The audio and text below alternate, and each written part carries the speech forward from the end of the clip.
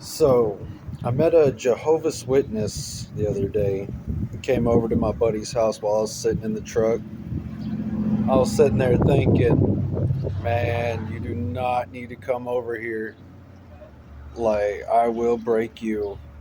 He turned around, saw me, his face lit up.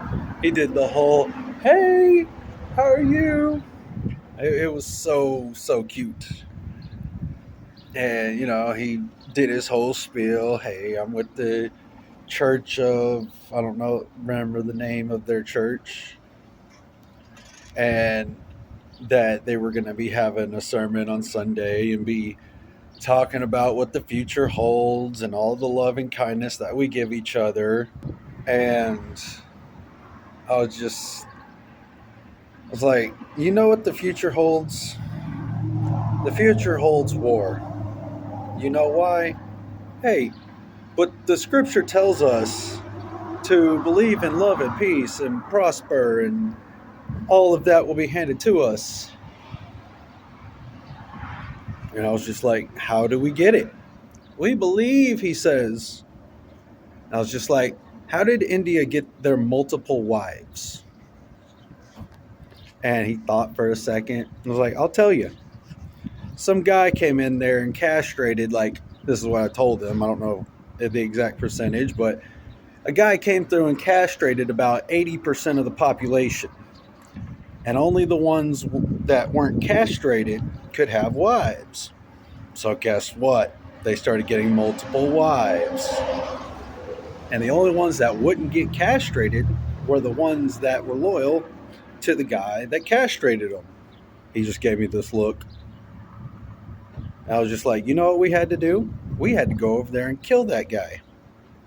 That's how we get our peace and love. We got to go kill people. And he gave me a look, and I was just like, why did the church go on a crusade? The Holy Bible states in Deuteronomy, I think, the Lord saith, go unto Zion, kill the men, kill the women, kill the children, destroy the fields, burn the crops, partake nothing of theirs. He just gave me the look, just like, why do you think we have government?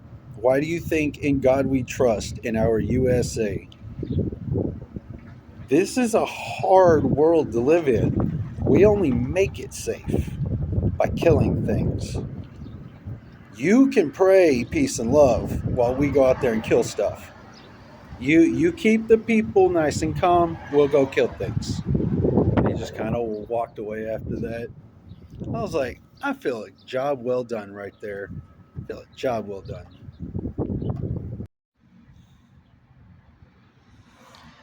So, luckily, I had done just a little bit of research before that encounter, but I didn't bring this up to him face to face. I'll leave it here on the video.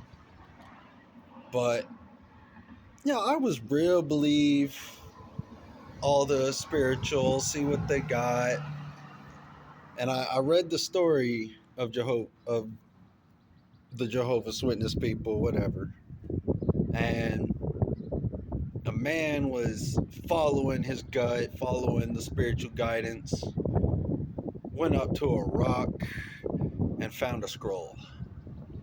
And the scroll pretty much just stated a modified version of right and wrong, pretty much the Bible, just different.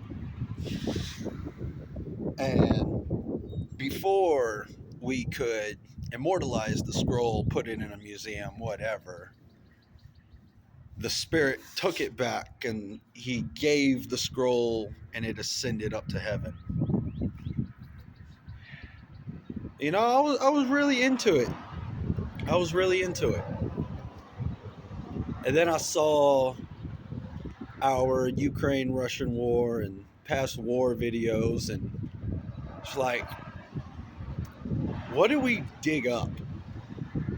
We usually dig up weapons, arrowheads, old guns, swords, maybe some pottery, But we usually dig up weapons and bodies. It's like, who buries a scroll like that and doesn't put it in a museum? Because we dig stuff up and put them in museums. They don't just go back to heaven. So I'll say one last thing before I end this video off. I'm not ragging on the Jehovah's Witness too much. I'm out here doing my little Jesus walk as well, and people do bend for you, if you will. They sit there and talk with you. They'll help you through. You help them through. It's a nice little ecosystem. Just it's got to be done in moderation, like everything else. Like you have to kill. Well, maybe not the common citizen, but you got to be okay. You don't want to die to not being able to kill. So let's have some more fun. I'll see you in the next video.